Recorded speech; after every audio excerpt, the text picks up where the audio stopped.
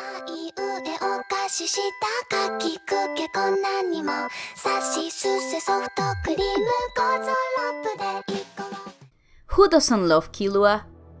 If you raise your hand, feel free to leave. Actually wait, because I will spend the next few minutes trying to explain why I love him so much, so perhaps you should stay. I think the key word when it comes to why Killua is such a good character is duality. Duality is a concept present in each aspect of his character and is one of the many things that make him special.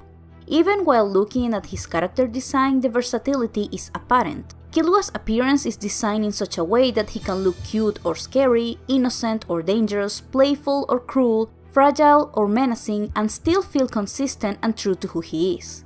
Something that also makes his design an important part of his character, in my opinion, is that the staff of the 2011 Hunter x Hunter anime did an excellent job portraying his growth, with subtle and gradual changes in his appearance that help create a sense of who Killua is and how he has changed during the story. Comparing his initial design to how he looks at the end of the... Oh dear god. How old is he again? What? What do you mean he's only 13 years old in this scene?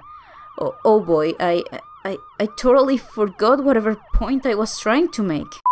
One of the many things that makes Hunter x Hunter such an amazing story is how multifaceted and round the characters are, and I think Killua is a prime example. The premise of a young boy raised as an assassin could easily be a cheap, edgy backstory to try and give artificial substance to a character. But as with every element Togashi introduces into his tale, Killua's backstory is an essential part of who he is, and the approach taken when exploring his mind is unique in the fact that Killua is indeed both a child and an assassin. More often than not, the age of an anime character is more a simple number attached to them than a real aspect of who they are and how they think. But what makes Killua so likable is that even if he's seen so much more than most adults in his world and has been trained as a killer, that fact doesn't change that he's a child. Some of my favorite scenes of the Hunter exam arc were the ones when we got to see him bonding with Gon by exchanging toys, his skateboard and Gon's fishing rod, or racing each other or having pillow fights.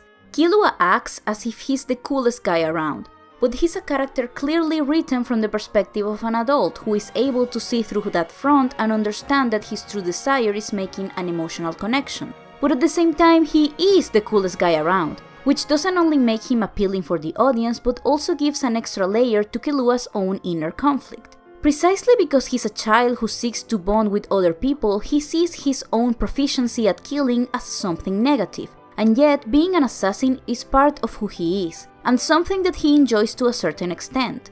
That fact is one of the main reasons why Killua has the tendency to belittle himself. He's competitive and he likes being strong, but he harbors resentment towards himself for being unable to get away from what his family wants from him.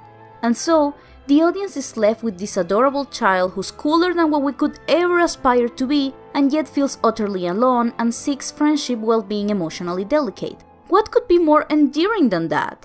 And that right there is only the premise of his character. I haven't even mentioned any of his growth, development, or struggles during the course of the story. Gon and Killua's presence is the thread that ties the different events in Hunter x Hunter, and Killua is pretty much the heart of the show. Even if Gon tends to assume the role of quote-unquote main character, and he is an awesome character in his own right, as the audience we find ourselves inside Killua's head more often than inside Gon's head.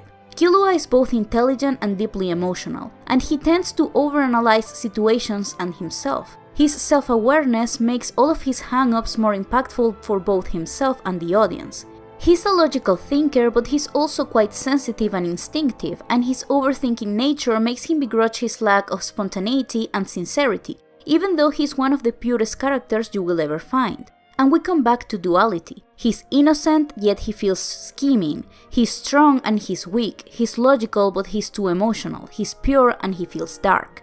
Several times during the show, other characters point out that Killua is someone from the world of darkness, and Killua perceived Gon as the light of his life. This gives us the impression throughout the anime that Killua could slip into the darkness at any moment. But in a brilliant contradiction, Gon is the one to get in contact with dark emotions and end up making terrible decisions, while Killua ends up being a luminous, positive character. Gon's innocence and lack of contact with tragedy was what led him straight into physical and emotional hell. In contrast to that, Killua's knowledge and experience gave him the agency and strength to choose light because he already knew darkness. I could keep going on and on about what a brilliant, likable, deep and fun character Killua is, but I think I have already made the general, essential points that could convince anyone who didn't like him already.